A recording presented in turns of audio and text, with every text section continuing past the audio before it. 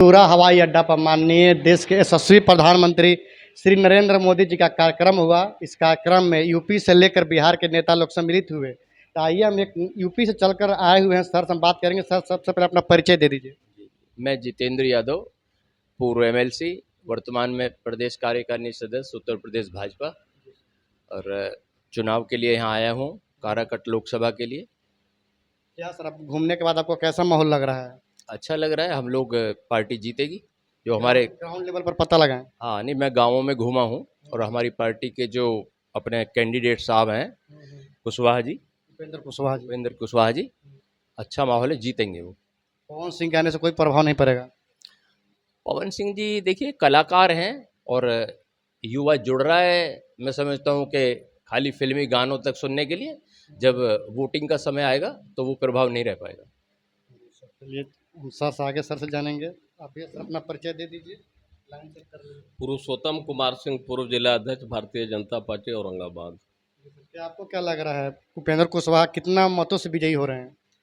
देखिए, सबसे पहले तो हम इस काराकाट लोकसभा के जनता को धन्यवाद करना चाहते हैं कि आज लाखों की संख्या में इतनी बड़ी गर्मी के बावजूद और चिलचिलाती धूप में जाके उनके सभा में उनकी बातों को सुना है। और निश्चित रूप में जो माहौल था, आप देख रहे होंगे कि जब मोदी जी खड़ा हो रहे थे तो मोदी मोदी मोदी के नारा से इतना आवाज़ गूंज रहा था कि वहाँ पर कोई दूसरा, और उसके बाद पूरा माहौल मोदीमय हो चुका है। और माननीय उपेंद्र कुशवाहा जी ने जो अपनी बातों में भी कहा है कि मैं 2 लाख से अधिक वोट से जीतूंगा, तो निश्चित रूप में इस काराकाट का रिकॉर्ड बनेगा। धन्यवाद सर। जी सर, अपना परिचय देते हुए सर काराकाट को लेकर सर कुछ कहें। मेरा नाम है रामजी सिंह और मैं लोक जनशक्ति पार्टी रामविलास की पार्टी के नेता हूँ। पूर्व राष्ट्रीय अध्यक्ष और पूर्व राष्ट्रीय उपाध्यक्ष रहा।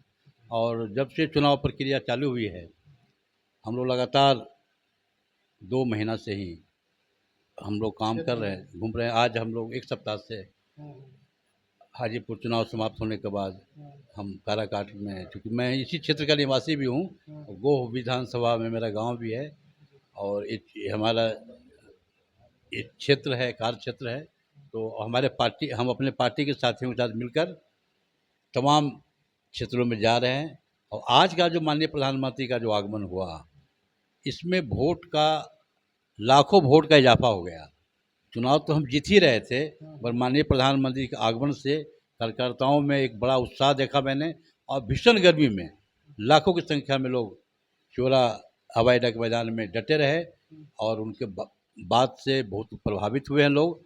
और इससे वोटों में इजाफा हुई है, बढ़ोतरी हुई है। जीत का जो मार्जिन है वो बढ़ गया है। जो भटके हुए वोटर थे, युवा वोटर, वो भी आ जाएंगे। वो भटके हुए नहीं, बल्कि उन्होंने उनको भी आह्वान किया है। खास करके वैसे युवा जो फर्स्ट टाइम वोटर बनने जा रहे हैं, उनको उन्होंने कहा है कि आप अपना जो वोट डालें, अपना भविष्य और देश के भविष्य को ध्यान में रखते हुए आप सोच समझ कर वोट करेंगे। और इसका मतलब है कि सबसे पहले राष्ट्र हित होता है, देश हित होता है। और सभी युवा पढ़े लिखे लोग हैं, वो वोट आप अपना बर्बाद नहीं कीजिए, बल्कि राष्ट्र निर्माण में, देश निर्माण में सही जगह पर अपना मत का प्रयोग है। और सही जगह स्थान है उपेंद्र कुशवाहा जी का जो चैनल छाप है, वो एक एक वोट माननीय प्रधानमंत्री के नाम वोट है वो, और लोग करेंगे। और लाखों की संख्या से ये हम लोग काराकाट चुनाव जीत रहे हैं। धन्यवाद सर। आगे हम बात करेंगे पूर्व प्रमुख बारून से श्रीमती अर्चना चंद्र यादव, जो कि पटना से चल कर आई हैं स्पेशल उपेंद्र कुशवाहा को जिताने के लिए। तो सबसे पहले मैडम आपका स्वागत है। और आज जो है मोदी जी के मंच पर आप सभा को संबोधित भी किए, भाषण दिए, तो क्या लग रहा है, माहौल क्या है? माहौल बहुत अच्छा है। मोदी जी के प्रति आज भी लोगों का वही आस्था है, वही उमंग है और सभी लोग बहुत जोश खरोश के साथ, क्योंकि देश का जज्बा हर इंसान के अंदर होता है। हर व्यक्ति अपने देश को आगे बढ़ना देखना चाहता है और हर उस नेता को पसंद करता है जो उसको, उसके देश को अंतर्राष्ट्रीय स्तर पर ले जाए। तो हमारे माननीय प्रधानमंत्री जी ने जब से इस हिंदुस्तान का कार्यभार संभाला है, पूरे भारत में तो विकास की गंगा बहाई ही, अंतर्राष्ट्रीय स्तर पर भी उनके बातों को बहुत गंभीरता से लिया गया। तो इसलिए सभी युवा भी चाहते हैं कि हमारा देश का अगला प्रधानमंत्री माननीय नरेंद्र मोदी जी ही बने। पवन सिंह को जानते हैं? हाँ जानते हैं, फिल्म पवन स्टार सिंह हैं। के समर्थक लोग बोल रहे हैं कि एक पवन सिंह के वजह से दिल्ली की पूरी टीम उठ कर आ गई काराकाट में।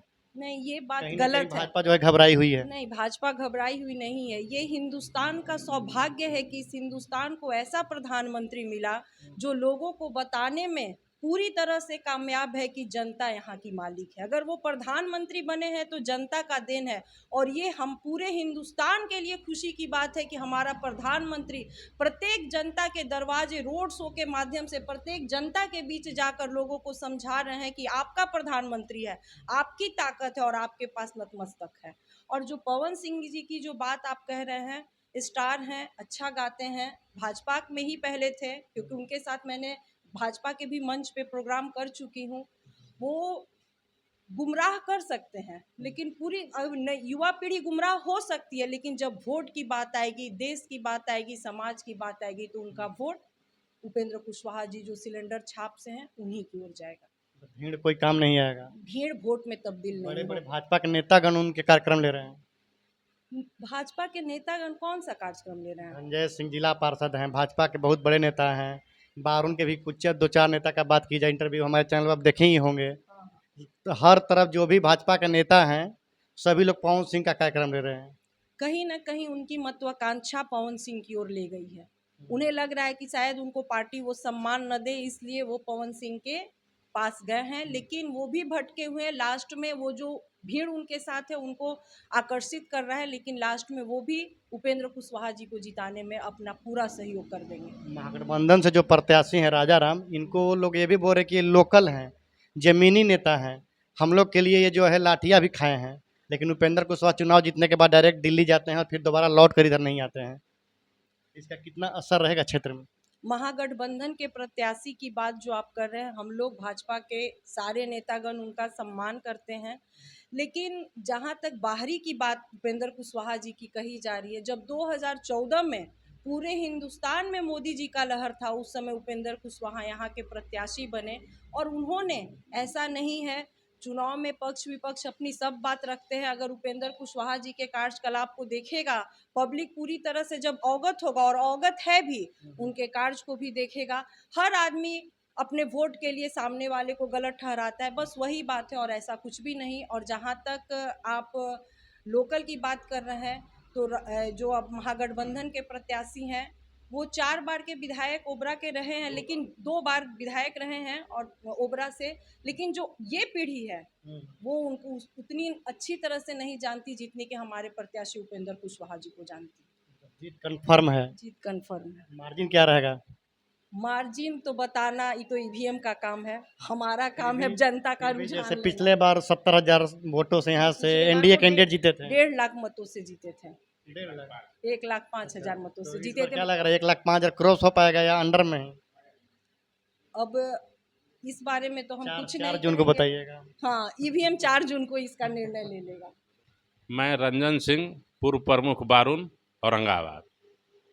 क्या माहौल क्या दिख रहा है? आप पटना से चलकर स्पेशल आए हैं उपेंद्र कुशवाहा के पक्ष में चुनाव के लिए, सफलता मिलेगी पटना से आने का? यहाँ बिल्कुल सफलता मिलेगी। वोट समीकरण पर होता है। समीकरण तो फिर महागठबंधन के साथ है। नहीं, बिहार का जो भी पैटर्न है चुनाव का, वो 2 धुरी में बटा हुआ है, बिल्कुल पूरे बिहार का।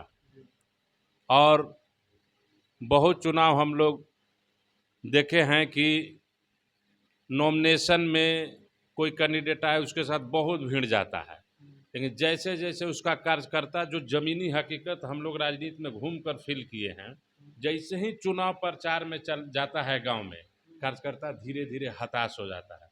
उसका मुख्य कारण है कि उसके पास कोई टीम नहीं रहता है, निर्दलीय के पास कोई टीम नहीं रहता है। वो जाता है, दिग्भ्रमित हो जाता है, हताश हो जाता है कि कोई नहीं वोट कर रहा है, हटने लगता है। हाँ, एकदम।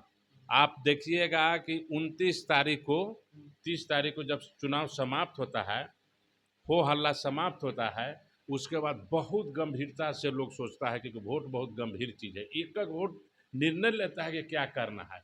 आपस में फ़ोन से काना पूछी करता है कि ऐसा ना हो कि वोट हम लोग का है बर्बाद हो जाए, चल रहा है, चल भी रहा है। वोट बर्बाद हो जाएगा, बर्बाद करना ठीक नहीं है। वो सब आते रहेंगे और निश्चित तौर पर फिर जो वोट रहेगा समीकरण के हिसाब से चल जाएगा, उसमें कहीं दो नहीं। और हम निश्चित रूप से कहते हैं कि उपेंद्र कुशवाहा जी 1 लाख से ऊपर वोट से जीतेंगे, इसमें कहीं डाउट नहीं है, कहीं डाउट नहीं। आरएलएम का प्रभारी हैं तो आप तो और बखूबी जान रहे होंगे क्षेत्र की स्थिति, त्रिकोणीय मुकाबला है। नहीं, ऐसी बात नहीं त्रिकोणीय, क्योंकि पूरे देश में 2 ही गठबंधन की लड़ाई है, एक इंडी और एक एनडीए की। और वैसे भी हम लोग 40 की 40 सीटें बिहार की जीत रहे हैं, तो निश्चित तौर पे ये काराकाट भी उसमें उस सीट में है। और ये काराकाट के साथ हम लोग 400 पार करेंगे। मतलब जो पवन सिंह के समर्थक हैं, जो चिल्ला रहे हैं, दिन रात मेहनत कर रहे हैं, वो सब बेकार हो जाएगा।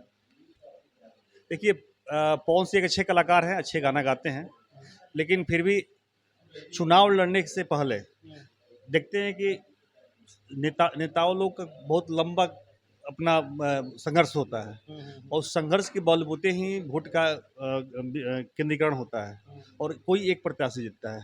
तो निश्चित तौर पर हमारे नेता जो है यहाँ का प्रतिनिधित्व कर चुके हैं और जनता उनको बहुत चाहती भी है, इसलिए हमारे नेता यहाँ से फिर से लाख वोट से जीत के फिर सदन पहुँचे। जनता की यह भी शिकायत है कि उपेंद्र कुशवाहा जी केवल बार बार मोदी जी का नाम लेते हैं, अपना कुछ मैनिफेस्टो वो नहीं रखे हुए हैं। देखिए, हम एनडीए अलायंस की पार्टी हैं, ठीक ना, और स्वाभाविक बात है बीजेपी एक बड़ी पार्टी है और उनके मैनिफेस्टो पे ही हम भी, हमारा भी मैनिफेस्टो है। तो निश्चित तौर पे मोदी जी का मैनिफेस्टो ही हमारा मैनिफेस्टो है।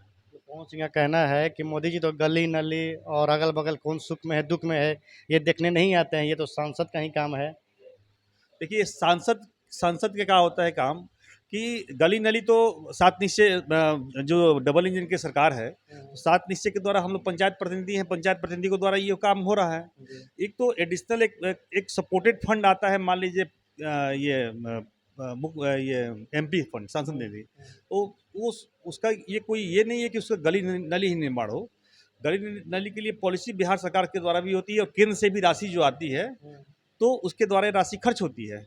और हमें ये संसद में बैठकर भारत किस प्रकार भारत की अर्थव्यवस्था मजबूत हो, भारत के नागरिक कोई भूखा न सोए, हर व्यक्ति सुखमय जीवन व्यतीत हो, सबका आय जो है बढ़े, और कृषि प्रधान देश है इसलिए कृषि का भी स्कोप बढ़े। तो ये चीज़ पॉलिसी तय की जाती है संसद में, तो ये पॉलिसी तय करने के लिए सांसद होता है। क्या कुछ संदेश देना चाहेंगे सरकार काट के मतदाताओं को? करना क्या है, बस 1 तारीख को चुनाव है और जब आप मतदान देने जाइए, मैं पूरे इस काराकाट के लोग जनता से मैं यही अपील करूंगा कि आप जब मतदान देने जाइए तो आप पहले मन शांत करके पहले सोच लीजिए इस दिमाग में कि हम किस लिए मतदान कर रहे हैं। क्योंकि हर आदमी अपना जो भी मतदान करता है, चाहे जो भी वर्क करता है, तो वो किसी न किसी मिशन से करता है। तो आप राष्ट्रहित के लिए करना चाहते हैं कि राष्ट्रद्रोही के लिए करना चाहते हैं? राष्ट्रहित करना चाहते हैं तो निश्चित तौर पर आप सिलेंडर छाप जो है उपेंद्र कुशवाहा जी का 5 नंबर पे है, उस पर आप मतदान करके राष्ट्रहित में मोदी जी को फिर से प्रधानमंत्री बनाइए और भारत को विश्व गुरु बनाइए। इस बार हम लोग प्रयास करें। धन्यवाद सर।